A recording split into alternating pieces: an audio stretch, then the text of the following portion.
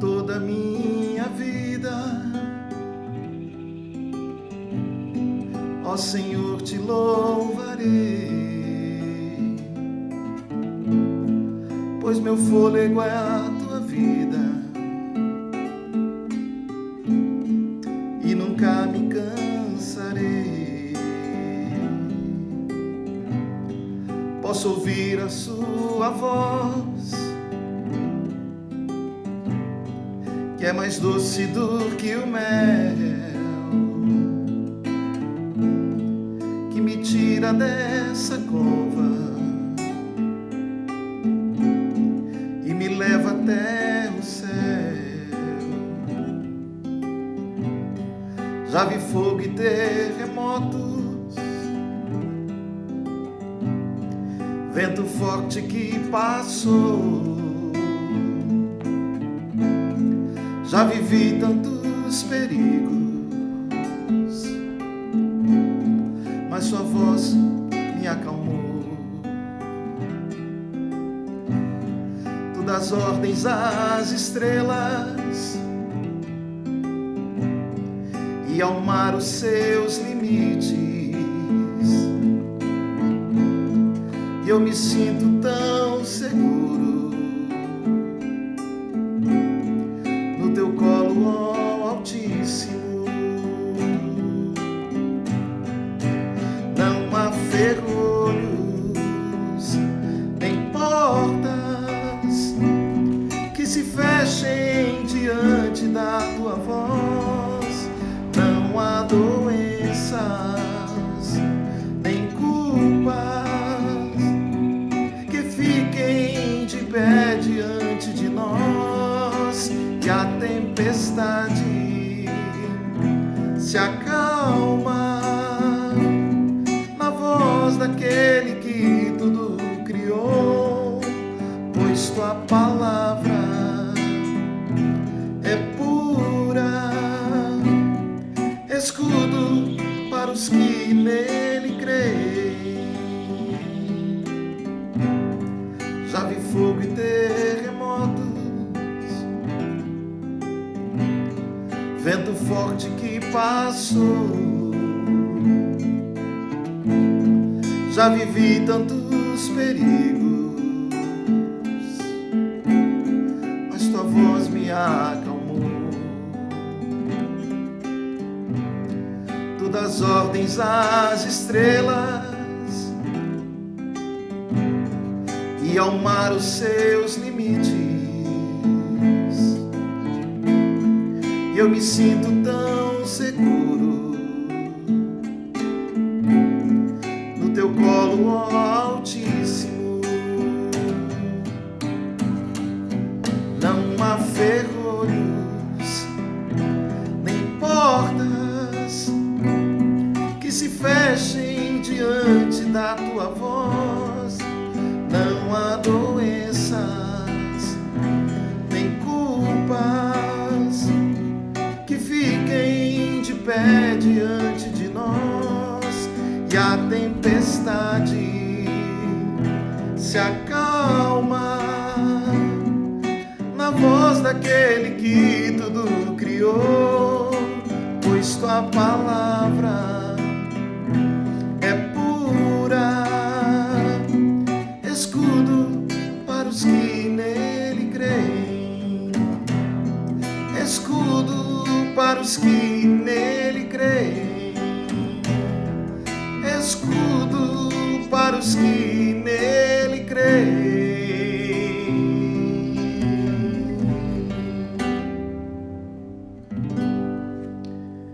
Que maravilha, que bênção, que a paz do Senhor Jesus esteja com você nesse domingo abençoado.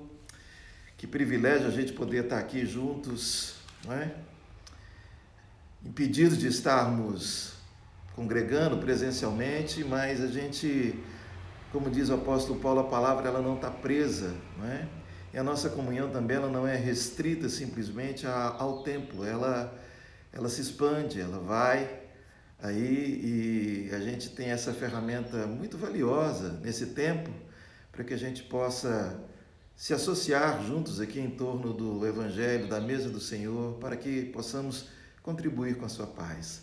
Nesse tempo de ansiedade, nesse tempo de estranho, né? Esse tempo complicado, mas nós podemos aqui contribuir com a sua alegria, mesmo em meio ao caos, mesmo em meio a tantas incertezas, a tanto barulho, a gente pode desfrutar da brisa suave da presença do Senhor. E essa é a nossa intenção aqui nessa manhã, essa é a nossa intenção ao me dirigir a você aqui. E antes de qualquer coisa, eu queria fazer uma oração, pedindo do Senhor Deus a direção, pedindo do Senhor Deus a fortalecimento do seu ânimo, que você não perca o seu senso de propósito e direção. É esse sempre o nosso foco aqui. Vamos orar? Pai bendito, eu quero te agradecer por essa manhã desse domingo, Senhor amado. Amanhã, Senhor amado, de uma semana tão pesada, de tantas más notícias, de tantas notícias de morte, ó Pai, de enfermidade, de perdas, de luto, ó Pai. Mas o Senhor está no controle de todas as coisas. Ao Senhor pertence o tempo, como diz a Tua palavra, o querer e o realizar, ó Deus. E nós, mesmo não entendendo, muitas vezes, Senhor amado, sequer lutando, às vezes lutando contra nós mesmos para aceitarmos, Senhor, mas nós queremos Te glorificar, porque o Senhor sabe o que faz, ó Deus. Ainda que a Sua vontade seja contra nós, ela é boa, agradável e perfeita. E eu quero Te pedir que, em nome de Jesus, o Senhor nos instrua nesse tempo curto que estamos passando aqui, ó Pai, na Tua palavra, que isso possa contribuir para o fortalecimento da fé dos meus irmãos que se associam comigo aqui, ó Deus, nesse tempo. É que eu Te peço em nome de Jesus. Amém. Louvado seja o nome do Senhor Jesus. Eu queria compartilhar com você algo que o apóstolo Paulo escreve na sua carta aos Efésios. Ele diz no capítulo 5, no versículo 14 em diante, ele diz assim: olha, pelo que diz, desperta tu que dorme, levanta-te de entre os mortos e Cristo te iluminará. Portanto, vede prudentemente como andais, não como necios e sim como sábios, remindo o tempo porque os dias são maus. Por essa razão não vos torneis insensatos, mas procurai compreender qual a vontade do Senhor. E não vos embriagueis com vinho, no qual há dissolução, mas enchei-vos do Espírito, falando entre vós com salmos, entoando e louvando de coração ao Senhor, com hinos e cânticos espirituais, dando sempre graças a Deus por tudo, ao nosso Deus e Pai, em nome de nosso Senhor Jesus Cristo, sujeitando-vos uns aos outros no temor de Cristo. Paulo escreveu essa carta aqui num momento em que ele estava na prisão. E ele diz que, você vai ver lá no capítulo 6, Paulo nos instrui sobre a natureza da nossa jornada aqui, para que possa aguçar a nossa percepção que, acima de qualquer coisa, nós somos homens e mulheres espirituais. Na medida em que fomos atingidos, né? Na medida em que fomos alcançados, talvez esse seja o melhor termo, pela morte e ressurreição de Jesus, nós não somos mais aqueles que éramos antes de conhecermos a Cristo. Nós morremos com Cristo, fomos sepultados com Ele pelo batismo e morremos para o mundo, morremos com as percepções, com as influências que esse mundo nos causa, com essa percepção de vida que não tem vida. E nós ressuscitamos para vivermos uma vida ressurreta com Jesus. E essa semana, para mim, sobretudo, pessoalmente, tem sido uma semana de muitas notícias desagradáveis da gente ouvir. Tanta gente querida partindo, não é? A maioria delas atingidas por essa peste que tem aí assolado a terra nesse tempo. E a gente vai, ao se deparar assim com a morte, é que a gente começa a querer entender o sentido da vida. E muitos de nós não entendemos a morte e queremos compreender a vida. E para nós cristãos, a morte é um ato da vida. E quando a gente vê o mapa, não é? Nosso, as referências nossas se esvaindo, desmoronando, pessoas que a gente tinha como amigos, pessoas que a gente tinha como parentes, como quem a gente ama, pessoas que a gente reputava como uma fonte, às vezes até de segurança, para que a gente pudesse ter a liberdade de se abrir, de compartilhar risos, alegrias, choros, tristezas, dramas da nossa vida, repartirmos a nossa carga. De repente a gente vê essas pessoas subitamente sendo levadas, ou seja, ruindo ao nosso redor, e às vezes a gente não se toca, a gente continua na nossa obstinação, com os nossos projetos. Esse é um tempo riquíssimo para que você e eu possamos despertar, e é isso que o apóstolo Paulo diz aqui: olha, pelo que diz, desperta tu que dormes, levanta-te dentre os mortos e Cristo te resplandecerá. E ele está falando aqui de mortos espirituais, daqueles que, ainda que estejam vivos no corpo e ainda que estejam cheios de projetos, de atividade, de uma agenda carregada de movimentos, não tem essa percepção espiritual de que a gente pode ir embora daqui a qualquer hora, a qualquer momento. Nós somos todos barros. Lembra-te que tu és pó. É uma premissa lá dos antigos, dos filósofos, que falavam para aqueles imperadores que se achavam às vezes deuses, pelo fato de serem revestidos de poder político, de poder sobre as pessoas. Eles se achavam eternos aqui. Havia sempre um conselheiro dizendo: lembra-te que tu és pó. E aqui o apóstolo Paulo nos diz: olha, vede prudentemente como andais, não como os nécios, não como tolos, não como idiotas da existência, mas como sábios. Mas que sabedoria é essa? Não a sabedoria da velhacaria, do dar o tombo, do saber dar a volta para que possa daqui a pouco ter lucro com a fraqueza, com a ingenuidade do outro. Não, essa sabedoria, Tiago diz que ela é terrena, ela é animal, ela é demoníaca. Não esse tipo de sabedoria, mas a sabedoria que nós vamos adquirindo na medida em que vamos praticando a verdade do Evangelho do Senhor Jesus, que vamos andando na luz, na consciência de que somos perdoados e de que nascemos para uma vida ressurreta.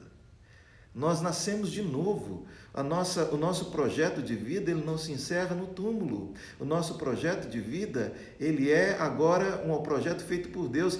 Ele nos chama para a eternidade. E aí, quando a gente tem a perspectiva da eternidade, a gente é mais sábio. A gente não vai perder tempo com aquilo que vai nos distrair desse caminho. A gente não vai fazer como Esaú fez, Por um prato de guisado, ele perdeu a bênção da primogenitura por algo que era simplesmente momentâneo. Ele perdeu algo que poderia trazer para ele benefício, não só para ele, mas para toda a sua descendência.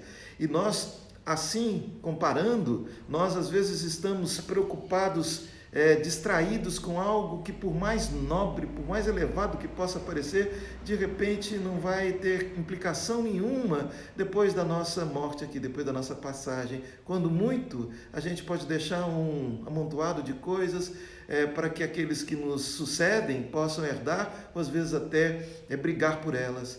Mas que você e eu aproveitemos esse tempo de tamanha perplexidade e nos despertemos, vamos acordar, para que a gente não possa viver mais como vivem aqueles que se reputam como sábios deste século. Entretanto, vivem como se fossem eternos aqui, vivem como se fossem, jamais fossem passar pelo drama de ter um ente querido indo embora, jamais fosse passar pelo drama de ter um filho, um pai, uma mãe indo embora. Não é como se fôssemos aqui permanentes, e nós não somos. É uma tolice, talvez a tolice maior que possamos enfrentar. É a fantasia, é o delírio de acharmos que a nossa plenitude vai se realizar aqui. E Paulo diz: olha, não vos embriagueis com vinho, no qual há dissolução, mas enchei-vos do Espírito. Há quase 40 anos eu li um livro de um médico, um ícone, um homem muito sábio, que muito influenciou, muito colaborou com a minha fé, Dr. Martin Lloyd-Jones. Ele era médico e ele tratava esse texto aqui dizendo: olha, sob a perspectiva da medicina, o álcool, enquanto muita gente imagina que o álcool é algo que pode trazer alegria, mas ele é algo que produz depressão. E Paulo fala nesse termo aqui, mas ele não está simplesmente reduzindo a nossa jornada aqui, a gente se abster, a gente ser abstêmico, alcoólico, né? A gente não ser entregue ao vinho, mas ele diz, aqui a gente, tantas coisas que nos embriagam, né? Tantas coisas que produzem em nós a sensação de que vai trazer para nós o bem, mas no final traz morte. O pecado é um deles, né? Ele diz aqui, não se embriague com vinho, porque no vinho há dissolução. Interessante que esse termo dissolução aqui, ele é usado 2 vezes no Novo Testamento.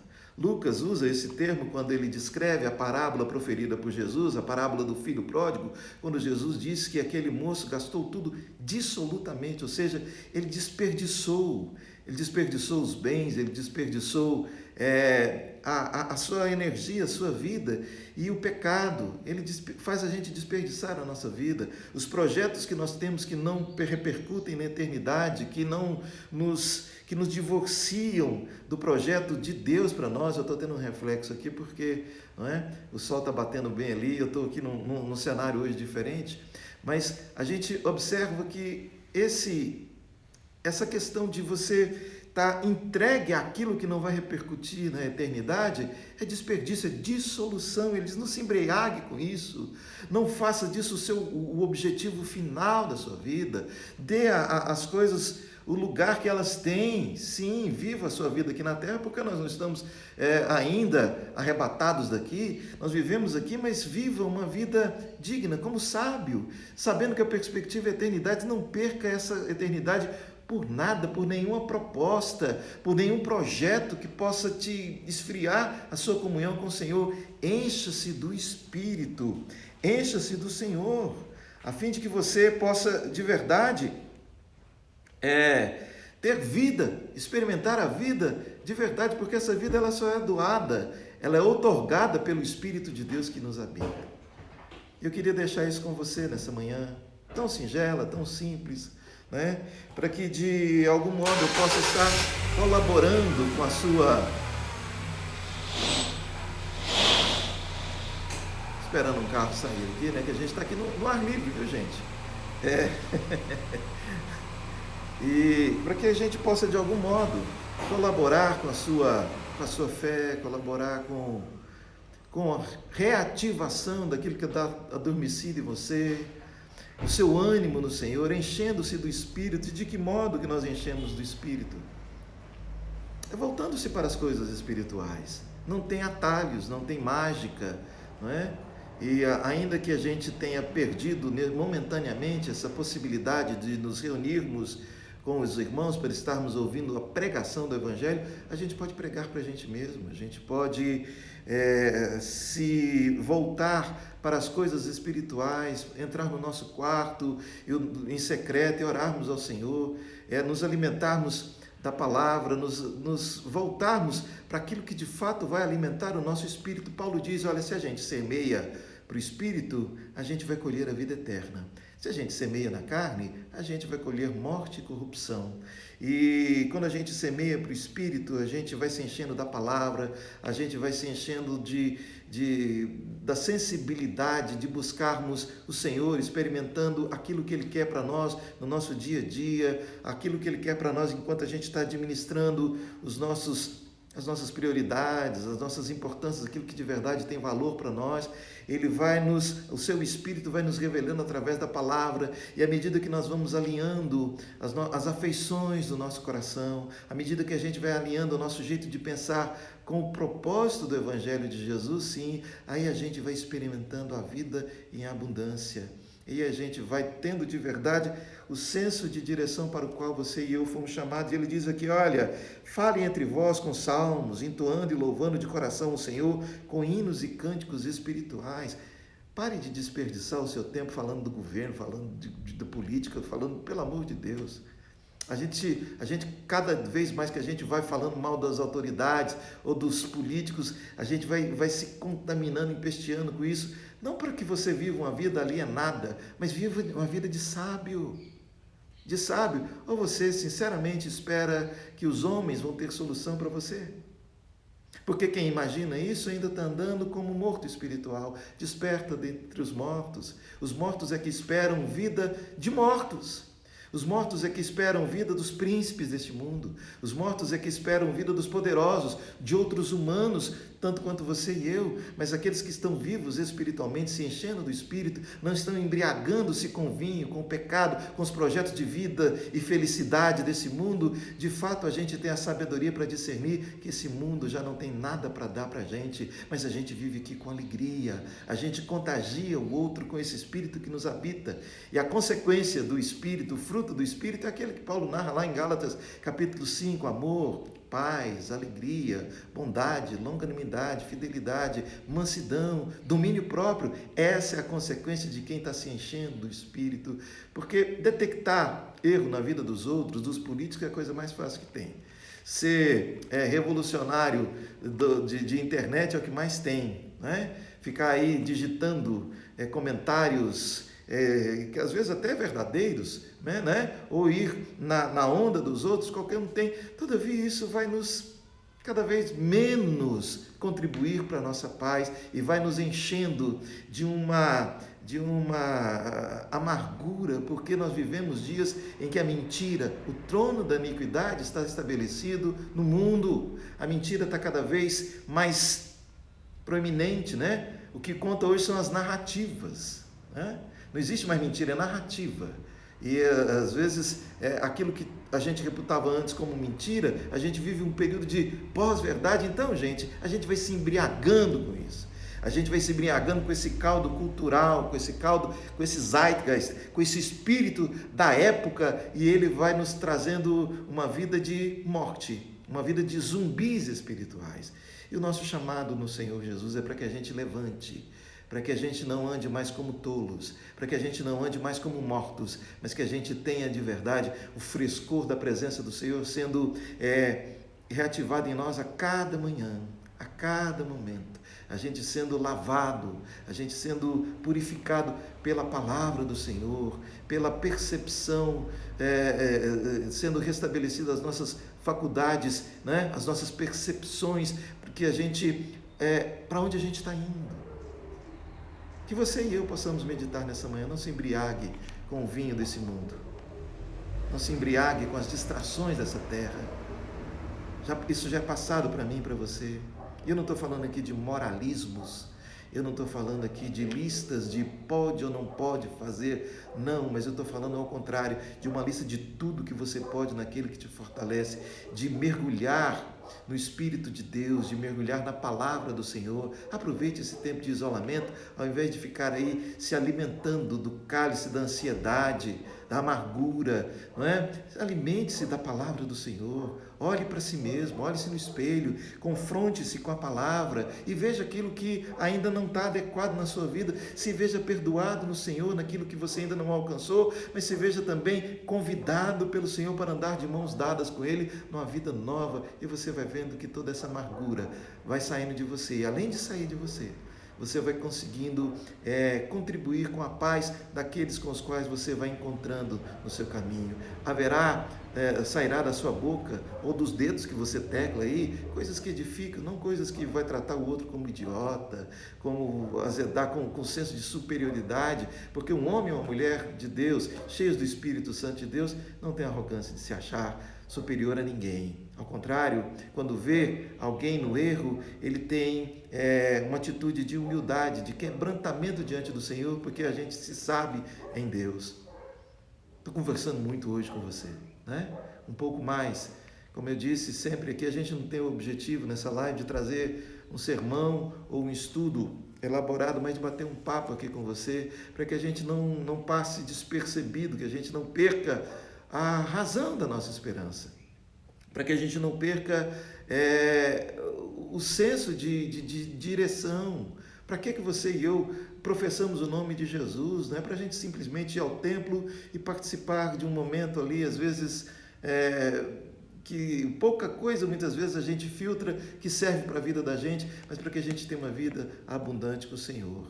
Portanto, veja como você anda, observe o seu caminho, as coisas que você faz, tanto as claras quanto no culto, tanto em público quanto no privado, em segredo. Os segredos que você guarda no seu coração, as atitudes que você tem, as motivações que você tem, coloque tudo isso aí na presença do Senhor. Aproveite esse momento riquíssimo para que haja em você de verdade uma nova vida, a nova vida que brota do Espírito, com E maiúsculo, do Espírito de Deus em nós. Desperta, tu que dormes.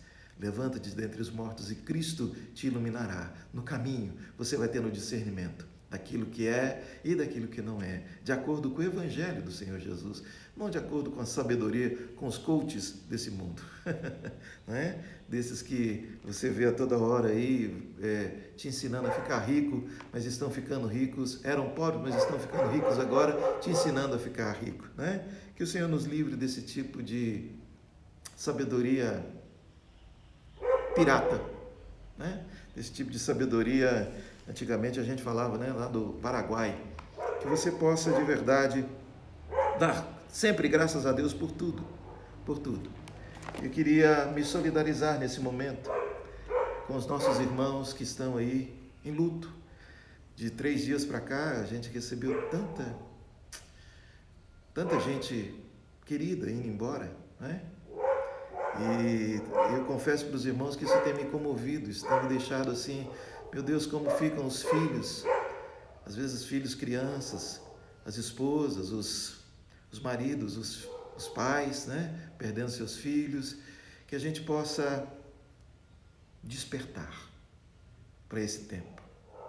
O fim está escancarado aí, na nossa frente, que a gente possa proceder com sabedoria e que a gente possa ter, de algum modo, se você tem algum modo de aplacar, de amenizar a dor de alguém nesse tempo, faça isso.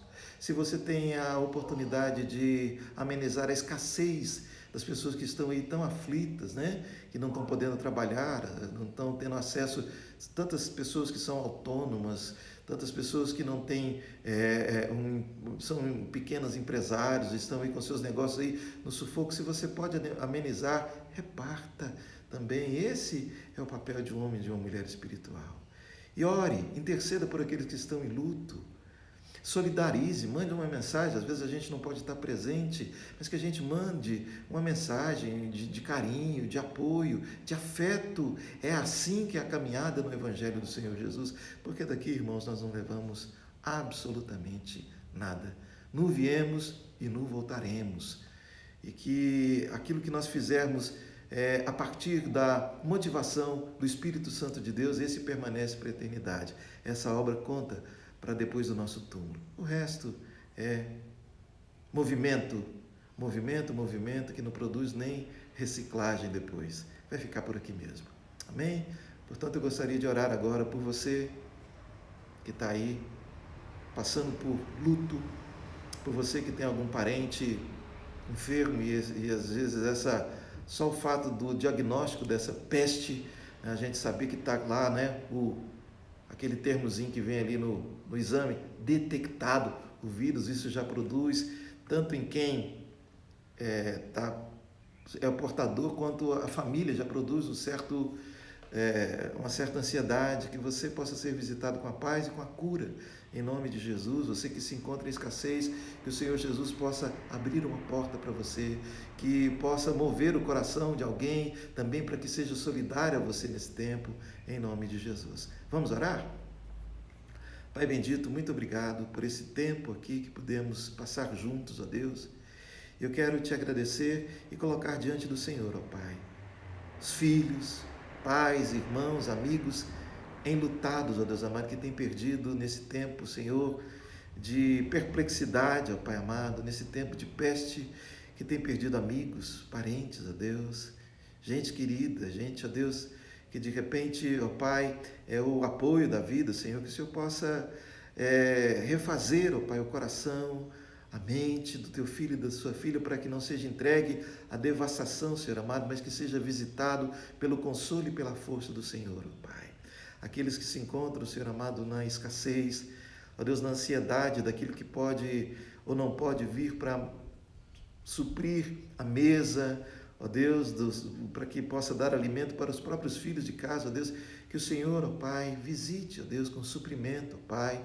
Que o Senhor levante homens, mulheres solidários, generosos, ó Deus, para que possam também, Senhor amado, compartilhar, repartir, ó Deus, aquilo que meu irmão e a minha irmã têm guardado para um tempo de emergência, que possa ser discernido que esse é um tempo de emergência, Senhor amado. Esse é um tempo grave, ó Pai, que possamos, Senhor amado, solidarizar uns com os outros, a fim de que possamos amenizar e trazer um pouco de alento, de paz para as almas aflitas, ó Deus. Visita, Senhor amado, aquelas casas que estão, Senhor, em brigas, em desarmonia, ó Pai, em intolerância, Senhor. Traga paz para esse coração, Senhor amado. Traga, Senhor amado, a percepção da vida eterna, que não estejamos nos distraindo, Senhor, com mágoas, com ressentimentos que ficam aqui, mas que possamos, Senhor amado, assim como o Senhor tem nos perdoado, que também possamos nos perdoar mutuamente e nos ajudar, ó Deus amado, mutuamente. Que seja assim,